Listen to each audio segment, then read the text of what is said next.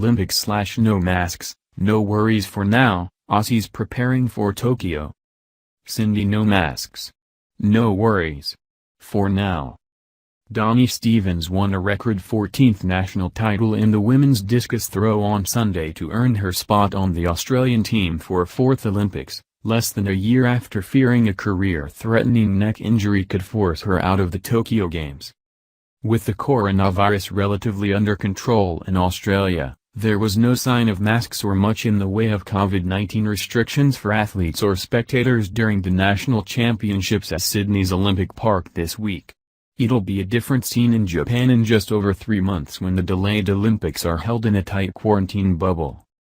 The 32-year-old Stevens said she can empathize with Olympic rookies who feel they might miss out on the full experience of the Games, but she thinks the honor of competing at the most prestigious sporting event in the world outweighs the restrictive conditions. "We understand what the world is like at the moment. Being in a bubble, common sense says that's what we have to do. So that's what we have to do," Stevens, a world champion in 2009 and runner-up in 2017, told the Associated Press. "We make decisions every day to put us in the best possible scenario to perform, and this is just one of those things that come with the territory this year.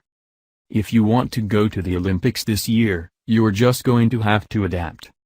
The initial 20 of an expected 70 track and field athletes were confirmed on the Australian Olympic team on Sunday, including Stevens, decathlete Sacha Maloney and Cedric Doubler and sprinter Rowan Browning, the first Australian man since the Athens Games in 2004 to qualify for a spot in the 100 meters. Almost half of the Australian track and field athletes already selected will be making their Olympic debut in Tokyo, which will open on July 23 after a delay of 12 months because of the COVID-19 pandemic.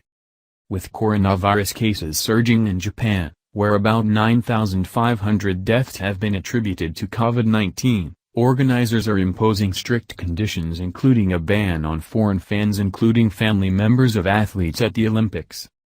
Athletes will have to stay inside a so-called Olympic bubble, which revolves around secure accommodation, training and competition venues and transport, and will be limited as to how long they can stay in Japan. Sightseeing and experiencing the local culture will not be part of this Olympic experience for athletes.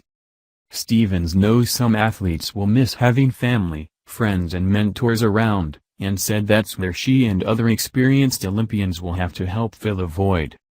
"And besides," she said, "with technology, if you wanted to, within 10 minutes of your competition, you could be FaceTiming your family back at home. There's ways to feel connected and supported." Stevens was undergoing intense rehabilitation from the surgery last year to repair damage to her neck sustained while training in the gym. She lost feeling in her right arm, her throwing arm, and really wasn't sure she'd make it to another Olympics. "It was very scary. The uncertainty of it all. I'd never had surgery before.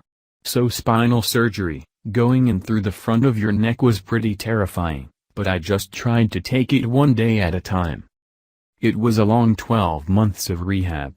I hoped that I could come back to discus, but my priority was just getting function back for everyday life stuff, in the beginning."